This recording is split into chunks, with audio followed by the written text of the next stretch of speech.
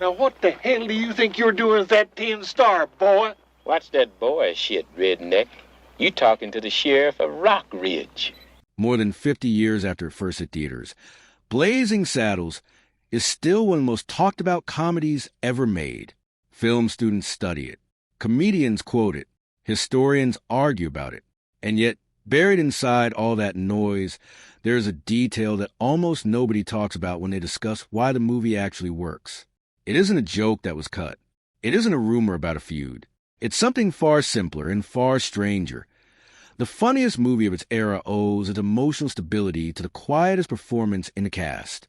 That performance belonged to Gene Wilder, and the story of how he ended up playing the Waco Kid is one of the strangest last-minute rescues in Hollywood history.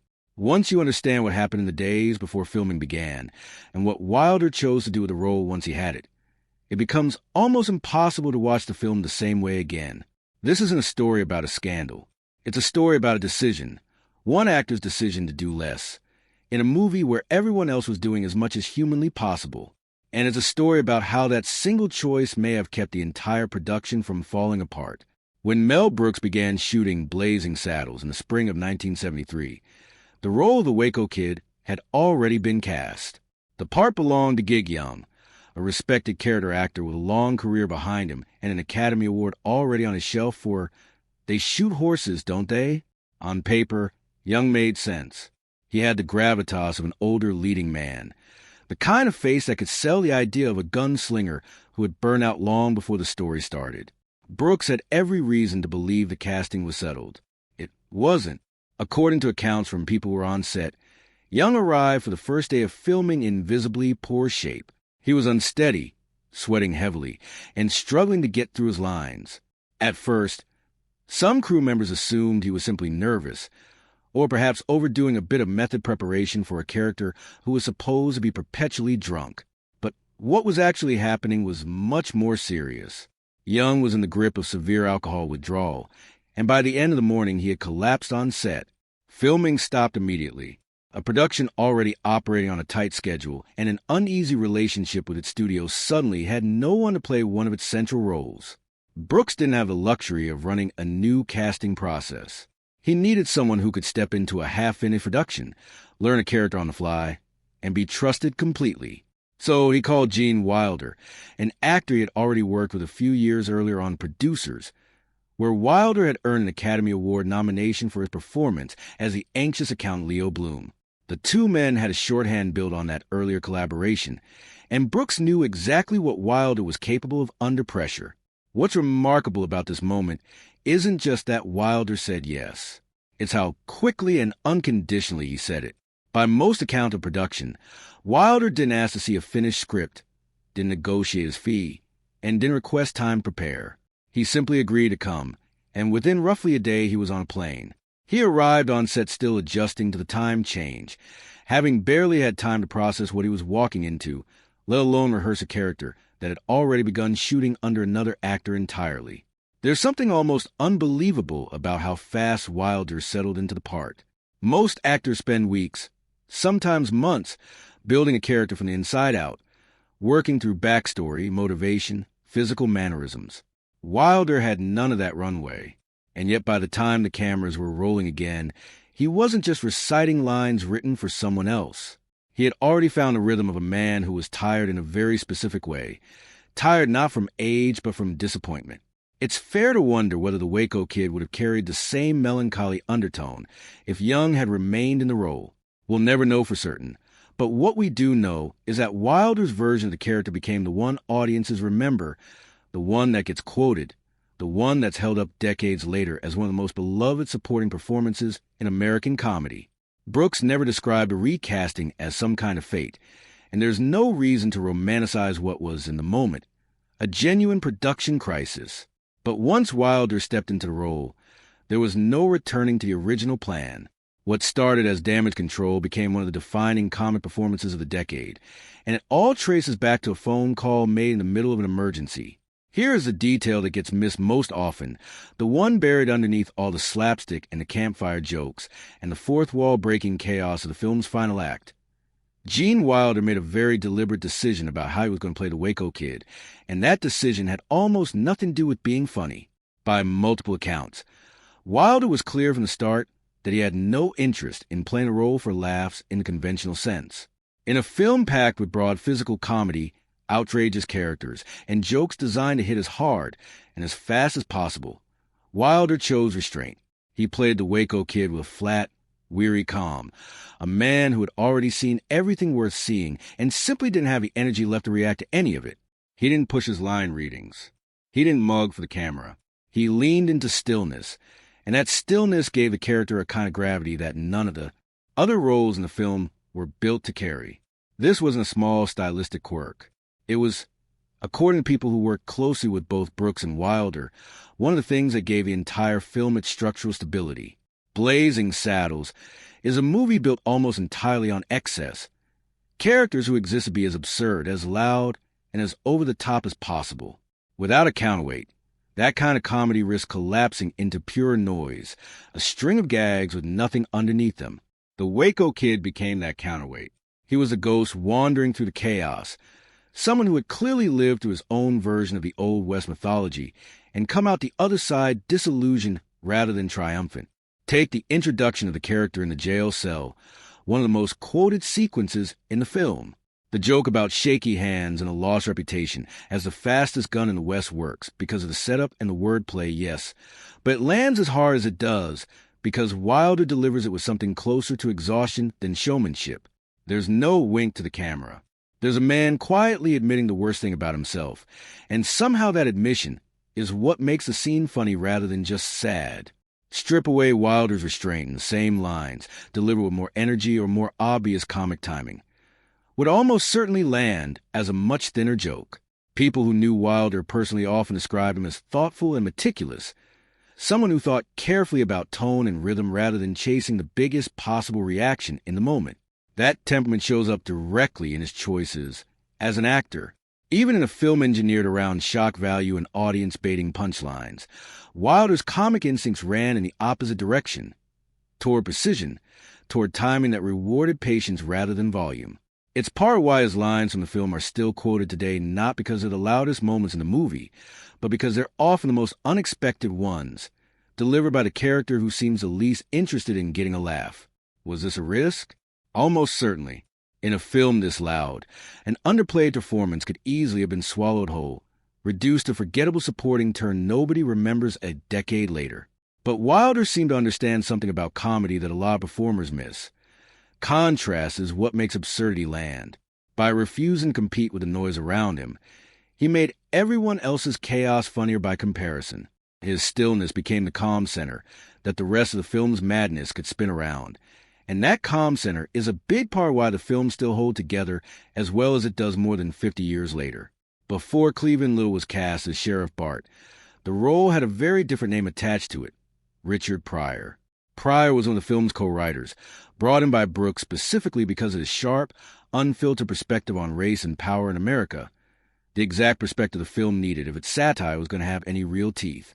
Brooks wanted Pryor not just behind the script, but in front of the camera, playing the sheriff whose arrival in a bigoted frontier town sets the entire plot in motion. That casting never happened. Warner Brothers executives, wary of Pryor's off-screen reputation and the personal struggles that were public knowledge at the time, declined to insure him for the role, and the studio ultimately blocked the casting. It was a decision made largely for financial and reputational reasons rather than creative ones, and it reshaped the film's chemistry before a single scene was shot. Wilder later reflected on what might have been, particularly given how well his comic partnership with Pryor would go on to work in later films like Silver Streak and Stir Crazy. Those two movies remain some of the most beloved buddy comedies of the era, built almost entirely on the contrast between Wilder's anxious precision and Pryor's explosive, off-the-cuff energy. Had that dynamic existed from the start in Blazing Saddles, the film's tone might have shifted considerably, perhaps trading some of the Waco Kid's melancholy for something sharper and more combustible between the two leads.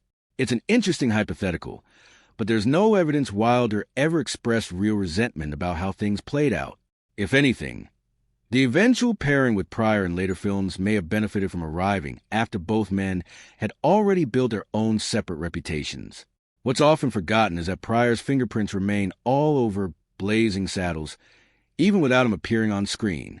As a credited writer, his voice shaped the film's willingness to say things other studio comedies of the era wouldn't touch.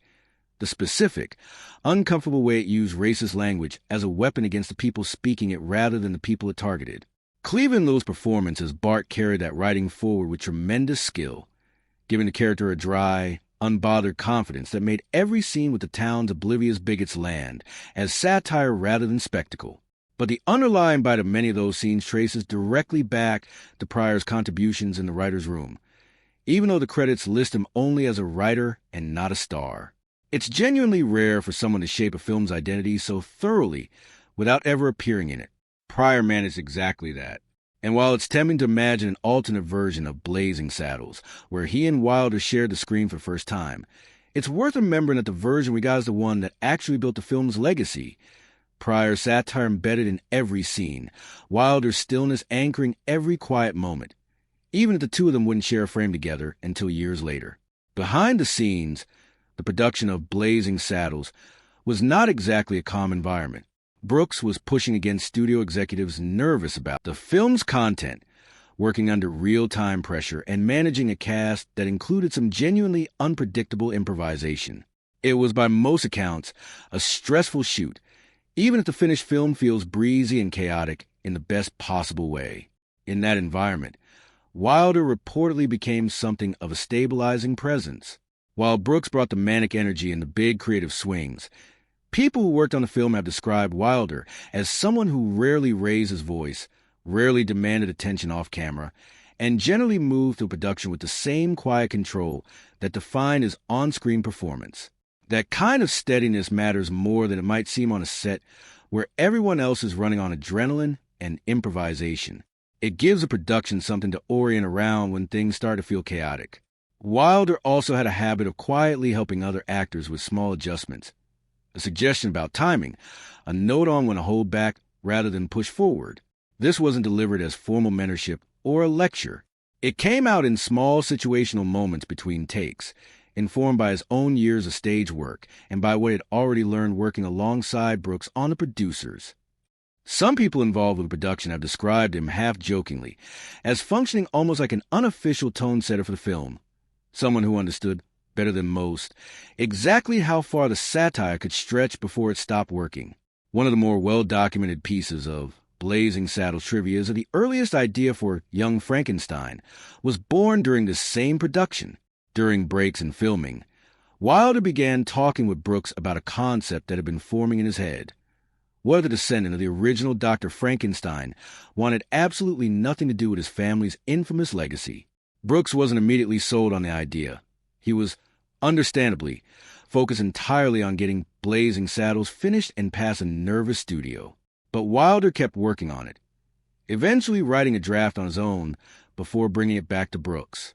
Once Brooks actually read it, his hesitation disappeared, and what had started as a passing conversation between setups on a Western spoof became the foundation for one of the most beloved horror comedies ever made. It's a genuinely striking example of creative range. In the same stretch of time that Wilder was building the quietest, most restrained performance in Blazing Saddles, he was also developing the concept for a film that would let him show off an entirely different kind of comic energy, manic, theatrical, and unmistakably his own. That range, and the working relationship with Brooks that made room for it, says a great deal about why the two of them kept collaborating for years afterward. It's easy to remember the Waco Kid purely for his comic timing, and forget that Wilder built the character around something considerably heavier than a punchline. Strip away the jokes, and what's left is a portrait of a man who has clearly been broken by his own past, an alcoholic gunslinger whose shaking hands and detached manner suggest something closer to genuine psychological damage than a comic drunk routine. Wilder, who had a reputation among collaborators for taking his craft seriously even in the silliest material, seems to have leaned into that reading rather than avoiding it. The kid's trembling hands aren't just a sight gag. His flat, detached way of talking about his own past isn't just deadpan comic delivery. Watched closely, those choices read as a portrayal of a man carrying real trauma, Someone using humor and detachment as a way of getting through the day rather than as a genuine expression of who he used to be. That reading becomes especially clear in the scene where the kid recalls once being the fastest draw in the West. There's no bravado in how Wilder plays it. It doesn't sound like a boast. It sounds closer to confession, the kind of thing someone admits only because they've stopped caring whether anyone respects them for it anymore. Audiences on a first viewing tend to catch the joke and move on. It's only on a second or third watch that the sadness underneath the joke tends to register, and once it does, it's hard to unsee. This is where Wilder's restraint pays off most clearly. Comedy usually rewards speed, energy, and escalation. Wilder's performance runs almost entirely against that instinct. His hesitations and pauses carry as much weight as his lines, sometimes more. That's a difficult thing to pull off in any film, let alone one built on the kind of maximalist energy that defines the rest of Blazing Saddles. It takes real confidence in your own choices to sit quietly in scene while everyone else in the cast is going for broad, big laughs around you. The result is a character who does more than provide comic relief. The Waco Kid functions almost as the audience's entry point into the story, the one person in the film who seems to be reacting to the town's absurdity the way a real person might, rather than contributing to the escalating lunacy himself. That contrast between his weariness and the town's chaos is part of what gives the film its shape. Without it, Blazing Saddles risks becoming a string of increasingly disconnected gags. With it, the film has something resembling an emotional through line, even if that through line is mostly quiet and easy to miss on a first viewing. Despite how composed Wilder appears on screen, getting some of his best scenes on film turn out to be its own kind of production headache, not because the performance wasn't landing, but because it was landing too well. Multiple accounts from people who worked on the film describe scenes that required unusually high numbers of takes, not due to any issue with Wilder's delivery, but because crew members kept breaking into laughter during filming. Wilder's delivery worked.